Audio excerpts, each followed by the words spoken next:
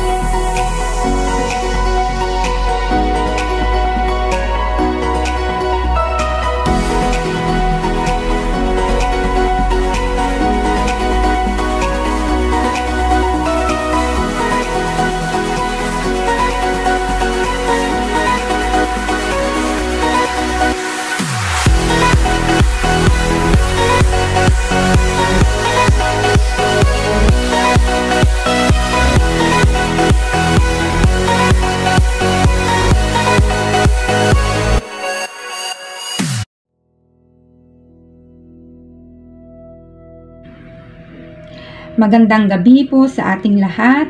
Maraming salamat sa mga nandito ngayon. Sa mga nanonood ngayon, maraming salamat at kayo ay nakapagbigay ng oras para makapagpanalangin tayo sa bawat isa. At bago po ako mag-share ng isang verse, gusto ko lang po na manalangin tayo as a opening prayer. Yes, hallelujah, hallelujah, hallelujah. Father God, pinupurit, sinasamba ka namin sa gabing ito, Father God. Father God, ang iyong pangalan ang siyang aming itinataas sa gabing ito, Father God.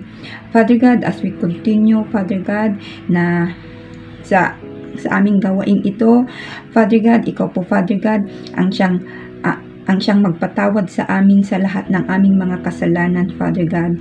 Alam po namin, Father God, na may mga time na nakakagawa kami ng mga kasalanan, but Father God, maraming salamat at ikaw po ay handang magpatawad sa amin, Father God. Father God, salamat, Father God, sa walang hanggang pagmamahal. Father God, salamat, Father God, for your grace. Salamat for your mercy, Father God, and thank you for everything that you've done into our lives, Father God. At Father God, Ikaw, Father God, ang siyang mag-lead sa amin sa gabing ito. Let your word is your word. Let your thought is my thought, Father God. Father God, ikaw ang siyang mag-guide and mag-lead sa amin sa gabing ito, Father God. Father God, ikaw ang mag-open ng mga puso't isipan ng bawat isa na nandito ngayon, Father God. Father God, ikaw ang siyang pinupurit, sinasamba sa gabing ito, Father God. Ito po ang amot samot dalangin sa pangalan ni Jesus. Amen. Ang i-share kong verse sa gabing ito ay matatagpuan sa Roma 12:2 na sinasabi niya sa verse na ito na do not be conformed to this world, but be transformed by the renewal of your mind, that by testing you by discern what is the will of God, what is good and acceptable and perfect.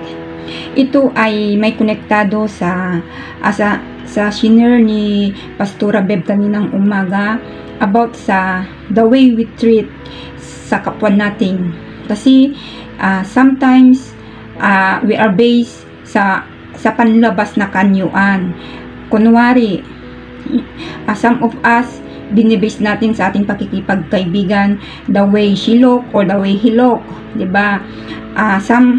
Some of us binibase yung pakikipagkaibigan kung siya ay mayaman, 'di ba? But dito sa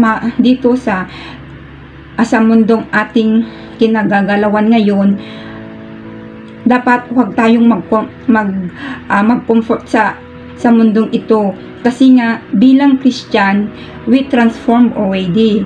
So, dapat yung mga makamundong pag-uugali, dapat baguhin na natin. Dapat wag nating i-base sa ating pakikipagkaibigan o pakikipagkapwa kung siya ay maganda o walang itsura, kung siya ay mayaman, kung siya ay mahirap, kung siya ay mataas ang pamantasan ng kanyang pamumuhay. Dapat wag na nating i-base sa mga ganong bagay sa ating pakikipagkapwa. Kasi bilang Christian, dapat baguhin na natin yung ganong pananaw. Kasi noong tinanggap natin si Jesus as our personal Savior, dapat alam na natin sa ating mga sarili na unti-unti na tayong nababago. So, dapat iwasan natin ng ganong makamundong pag-ugali. At ang isa pang example is yung hindi ka makapagpatawad. Isa rin yan ang pag-ugaling makamundong pag-ugali. Kasi isipin mo na si Jesus, pinatawad niya tayo ng paulit-ulit. How much more sa atin na kapwa nating tao hindi mo kayang patawarin. Mas mabigat pa yung ginawa ni Jesus para lang mawala ang kasalanan natin is noong naipako siya sa cross, di ba? So, dapat tayong mga Christian, dapat alam na natin na ang pagpapatawad ay kaya na nating ibigay kasi si God napatawad niya tayo. Dapat yun yung mga dapat nating isipin at yun ang mga dapat nating kalimutan o baguhin na pag-uugali natin. Kasi paano mo masasabi na nag-transform ka na sa inyong pagkatao o sa inyong pananampalataya kung ang pag-ugali mo ay nandun pa rin yung makamundong pag-ugali? Dapat bilang Christian, yun yung importante nating isipin na kung hindi natin magagawa ang mga good character o good attitude, dapat isipin mo ang sarili mo na dapat ba akong Christian? Kasi bakit ganito pa ang aking pag-ugali? Bakit hindi ko pa nabago, di ba? Oo, mahirap magbago, pero we ask God na natulungan niya tayo kasi si God lang ang nakapagbibigay sa atin ng tulong upang sa ganun ito ay ating makamtan. At dapat huwag nating sundin yung yung mga makamundong gawain. Example, yung pagnanakaw, dapat huwag natin yang gawin. Dapat kung akong gipit tayo, mayroon namang solusyon na paraan para wag tayong magnakaw, kasi isa rin yan sa makamundong gawain. Dapat bilang Christian, alisin na natin yung mga ganyang mga gawain o ganyang mga pag-ugali. At ang isa pang example ng makamundong pag-ugali is yung pumapatol ka sa may asawa o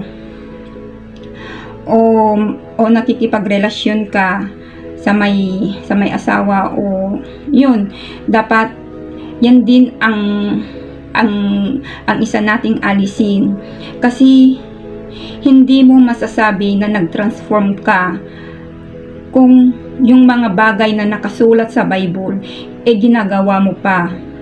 Dapat isipin natin na yung mga nakasulat sa Bible na dapat hindi natin gawin, dapat huwag na natin gawin. Kasi nga, importante yung pagka-transform natin as a Christian. Kasi paano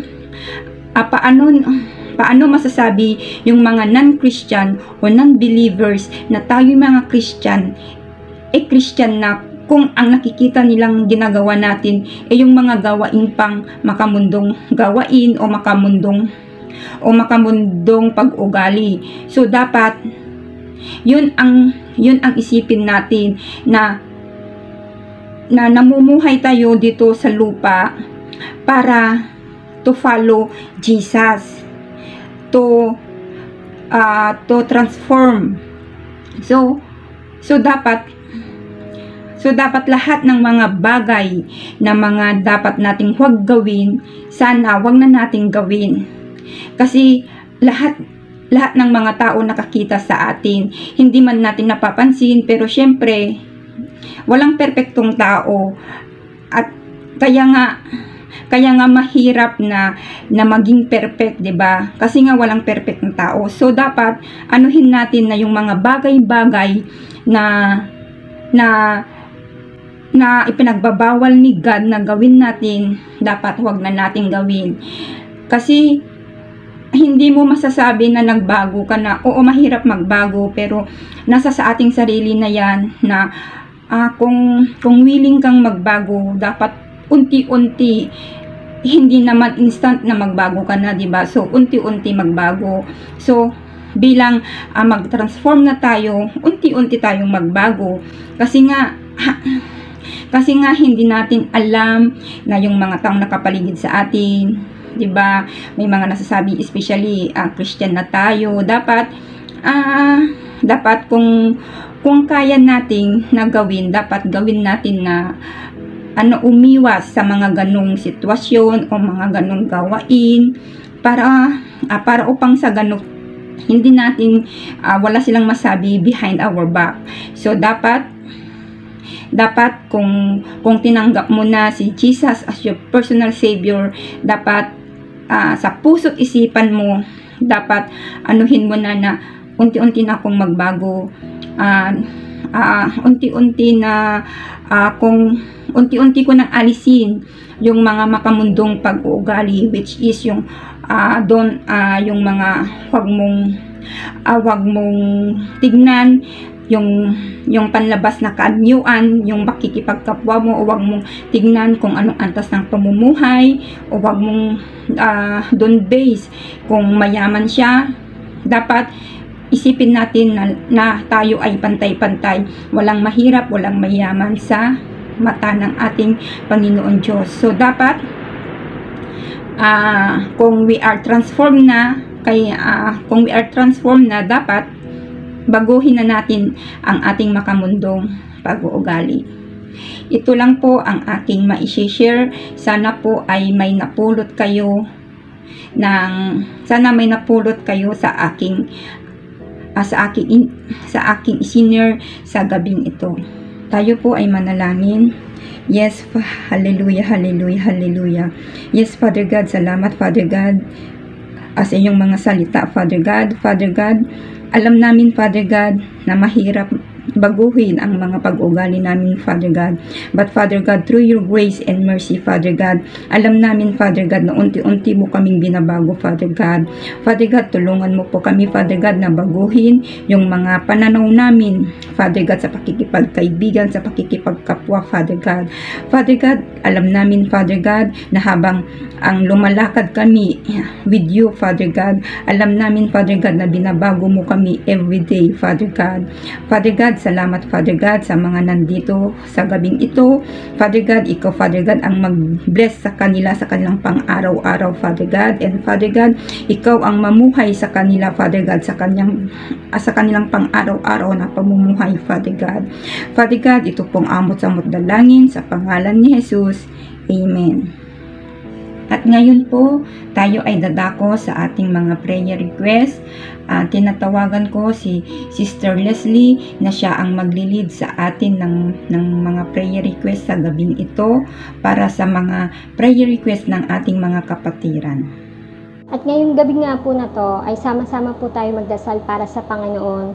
Yes, Lord God, ikaw yung Diyos sa banal, ikaw yung Diyos sa makapangyarihan, Panginoon. You're the Lord of the Lord, you're the King of the King, Panginoon. Lord God, ngayong gabi na to kami nananalangin, Panginoon, sama-sama, Lord God, dinggin mo nga aming mga panalangin, Panginoon, Lord God. Lord, dalangin namin kay Helen Quinto, Panginoon, Lord God, siya na nakakaranas, Lord God, ng karamdaman, Panginoon, na ikaw siya magbibigay ng kagalingan sa kanya, kung anong karamdaman na kanya pinagdadaanan. At Lord, ganun din po kay Lord, na may gallstone, Panginoon, ikaw siya magbigay ng kagalingan sa kanya, Panginoon, bigyan niyo siya ng wisdom sa kanyang mga anak din na nakakaranas, Lord God, ng karamdaman, Panginoon, ikaw siya magbigay ng kagalingan sa kanya, Lord God. Hallelujah, Jesus. At Lord God, ganun din po, Lord God, sa LBJ, Panginoon, na magkaroon ng prayer mountain sa Mindanao, Lord God, na magkakaroon ng fever, Panginoon. Ngayon pa lang, kumikilos ka, Panginoon, nagagamit ka, Panginoon, na magkakaroon ng prayer mountain sa Mindanao, Lord God. We claim it, Panginoon. We believe, Panginoon, ang pagkakalob mo to, Panginoon, dahil itong ayon sa iyong kalooban, na nais mo yung madaming kaluluwang manumbalik sa iyo, Lord God. Hallelujah, Jesus. Hallelujah.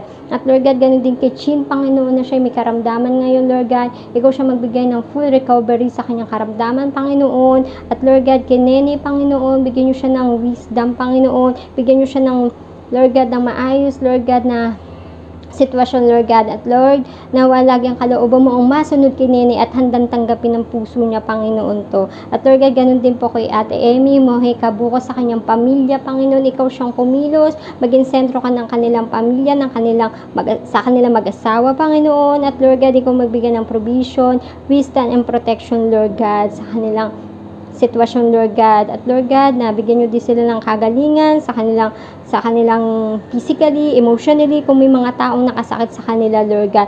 Na-heal mo ang kanilang mga puso, Panginoon, Lord God, at matuto sila mag-forgiveness, Panginoon, gaya ng pagpapatawad mo sa amin, Panginoon. At Lord God, ganun din po kay Maribel, kay Rose, Panginoon, na Lord, pagkalooban mo sila ng hanap buhay, Panginoon, nabibigyan mo po silang oportunidad, Panginoon, na upang na magkakaroon sila ng pagkakakitaan upang sa kanilang pamilya matugunan ang mga pangailangan nila, Panginoon. Ikaw siyang tutulong sa kanila, Lord God. At Lord, ganun din po kay na Ate Joyce Austria sa kanilang pamilya, Panginoon, na mas lalo pa po sila maging kagamit-gamit sa kanilang sitwasyon, Lord God, na madami din silang kaluluwang madala sa iyo, Panginoon. At Lord, na maging effective talaga silang pamilya, Panginoon, Lord God, na maging ilaw at asin sila sa kanilang kapitbahay, sa kanilang mga kaibigan, sa kanilang mga kamag-anak, Lord God, na lumalim pa kanilang pananampalataya sa iyo, Panginoon. At Lord God, dalangin namin kay Roger, Panginoon, na nagdadialysis, Panginoon, kung ano, Lord God, ang kanyang karamdaman, na ikaw magbibigay ng kagalingan sa kanya, Panginoon, Lord God, na maging complete healing, at Lord God, na maging maayos lagi ang kanyang sitwasyon, Lord God, at ikaw, Panginoon, ang magkaloob ng kanilang finances, Panginoon, sa pagdadialysis, Lord God. At Lord God, dalangin namin sa Major Albay, Panginoon, na maging successful ang kanyang katarata operasyon at Lord God, complete healing, Panginoon, na sa after operation, Panginoon, maging maayos at mabilisang paggaling, Panginoon, ang mangyari, Lord God. At Lord God, dalangin na kami namin, kay Imelda Panis, kay Mayet Baldos, kay Julie Dison, kay Jennifer Tagbago, Lord God, na Lord, na ikaw siyang magbigay ng miracle, healing, Panginoon, at complete recovery, Panginoon, kung ano yung sitwasyon nila, ano yung mga karamdaman nila, ngayong oras na to, Panginoon, ikaw siyang kumilos, Panginoon, nakikilalanin kanila, Lord God, na ikaw yung Diyos na mapaghimala, Panginoon, upang, Lord God, ang pangalan mo ang maitaas, Panginoon, na magte-testify sila, Panginoon, na walang imposible sa iyo, Lord God. Hallelujah, Jesus. Hallelujah. At Lord God, dalangin namin kay Josel Domingo, Panginoon, na magkaroon ng miracle healing sa kanya, Lord God. Lord, alam mo itong batang ito, si Josel, Panginoon, kung paano mo siya ginagamit, kung paano siya nananampalataya sa iyo, Panginoon, na pagagalingin mo siya, Panginoon, na Lord God, na ang pangalan mo ang may tataas sa kanyang buhay, Panginoon, na alam niya, Panginoon, na ikaw yung Diyos na makapangyarihan, na walang imposible sa iyo, Panginoon, na pagagalingin mo siya, Lord God, at Lord God, na poproteksyonan niyo po sila, pamilya, Panginoon, at ikaw magpo-provide ng kanilang mga pangailangan, Lord God, sa araw-araw, lalo na sa kanyang gamutan, Panginoon. At Lord God, ganun din po kay Roberto Salas, Panginoon, complete healing, Panginoon, sa kanya. I-touch mo po siya, Panginoon, Lord God, na maranasan din niya yung pagmamahal mo, maranasan niya yung presensya mo, Panginoon, Lord God, na Lord God, ang kanyang mata, Panginoon, ay bibigyan yung kagalingan, hindi lang physical na mata, kundi spiritual eyes, Panginoon, na makikita niya, Lord God, yung kaputihan mo sa kanilang pamilya, Lord God, na ikaw yung Diyos sa paghimala, Panginoon, na walang imposible sa iyo, na siya ay mananampalataya sa iyo, Lord God. At ganun din kay Oli Brillantes, Panginoon, na ikaw siya magpo-provide sa kanilang pamilya, Panginoon, malayo man siya sa kanyang pamilya, Lord God, ay hindi mo pagkukulangin na kanyang pamilya, Panginoon. At Lord God, kung ano man yung plano nila para sa kanilang tahanan, Lord God, ini-pray, Panginoon, na ikaw siyang magbibigay, Lord God, ito ayon sa iyong kalooban, Panginoon, na Lord God, na sa pagpapatayo o sa papagawa nila ng bahay, Panginoon, na ikaw din magpo-provide ang kanilang finances, Panginoon. At Lord, ganun din kay Louie Alcosen Castillo, Panginoon, complete, Lord God, sa kanyang pag-aayos ng requirements, Panginoon, sa TESDA, na maging maayos at wala po mga hindrances, Panginoon, magkaroon ng favors, mga taong niyang lalapitan, na maaga at mabilis na matapos ang pagpasa at ang pag-aayos ng requirements niya, Lord God. At kay Louie, Panginoon. At Lord God, ganun din kay Carla Kate Capistrano, Panginoon, na sa kanyang board exam ngayong January 21 to 22, bibigyan niyo po siya ng wisdom, guidance, Panginoon, sa pagtitake niya, Lord God, ng board exam, Panginoon, na ikaw siyang kikilos, Panginoon, na makakapasa siya, Panginoon. At Lord God, kung ano yung katagumpayan na ito, Panginoon, ay ibabalik namin sa iyo, Lord God. We claim, we believe, Panginoon, Lord God. Hallelujah, Jesus. At ganun din, Lord God, kay Oltado, Joselito, Panginoon, bibigyan mo siya ng miracle, healing, Panginoon. Lord God, kung anong karamdaman niya ngayong oras na ito, ikaw magbibigay ng kagalingan sa kanya, Lord God. At Lord God, na maging negative result ang kanyang CT scan, Panginoon. Ikaw siyang kumilos, Panginoon, nothing impossible sa iyo, Lord God. Dahil ikaw yung Diyos sa mapaghimala, ikaw yung nagbibigay kagalingan, Panginoon. At Lord God, itong mga aming dalangin, Panginoon, nakarating sa iyong trono, Panginoon. Lord, kalooban mo pa rin ang masunod at handang tanggapin ang puso ng bawat isa, Lord God. Dahil, Lord God, alam mo yung makakabuti sa bawat isa, Lord God. Lahat ng ito, Panginoon, sa inyo ko binabalik sa matamis mo pangalan, Jesus. Amen and amen. Salamat, Sister Leslie, sa iyong paglilid ng ating mga prayer request sa gabing ito. At ngayon po ay dadako tayo sa ating mga announcements. Please join with us sa ating Connecting Lives. Ito ay isang maliit na group for online prayer. Sana po ay makapag-join kayo para we pray each other. At saka yung basic step to your faith journey, please register na sa mga hindi pa nakapag-take ng lesson na ito, para upang sa ganun mas lalo pa tayong mag-grow and mag-deep sa ating faith, at para mas marami pa tayong malalaman about kay Jesus. And please do like and share our page and episodes. Follow us and subscribe us sa ating social media account like Instagram, YouTube, and Facebook. And please do share your testimony with us. Kasi sa atin, iba-iba ang nagawa ng ating Panginoong Diyos sa atin. So, huwag tayong i-share kung ano man ang nagawang kabutihan ng ating Panginoong Diyos sa ating buhay. And Monday to Sunday, Asia Dasal at 5 a.m. and Middle East Europe Dasal. Sana palagi tayong mag-join every morning sa ating Asia Dasal. At huwag din natin kakalimutan, Sunday online worship at 6 a.m. Ito ay online, makita-kita tayo sa Zoom. So, sana lahat ng mga nabanggit na announcement, sana makapag-tune tayo lahat at magawa natin lahat. Dito na po nagtatapos ang ating gawain sa gabing ito. Maraming salamat po at God bless us all.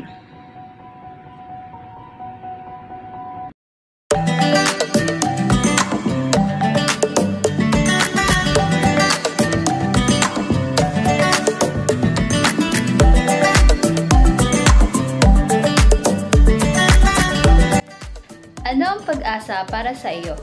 Iniimbitahan po namin ang mga Katagalugan na sumama sa pagdarasal sa ika-25 ng Enero, alas 9 ng gabi. Amin nga padak na Ilocano, mauawis kayo amin, inton 26, oras iti alas 9 iti rabii, tain tayo, pagsasaritaan, tinamnama nga agapu, keni apo tayo na Diyos, tapno mabendisyonan tayo kadagiti sa sauna, ken pinagkararap.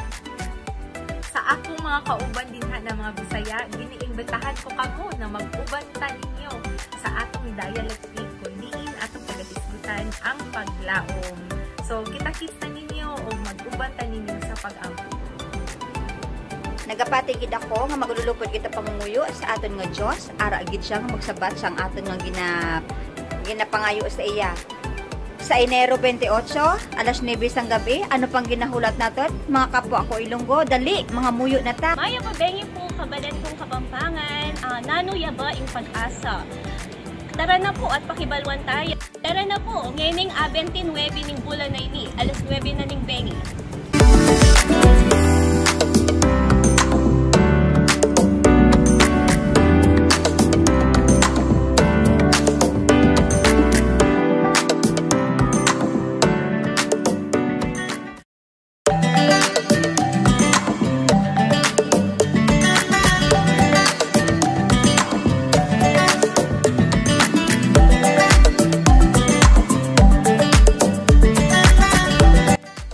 Ano ang pag-asa para sa iyo? Iniimbitahan po namin ang mga Katagalugan na sumama sa pagdarasal sa ika-25 ng Enero, alas 9 ng gabi.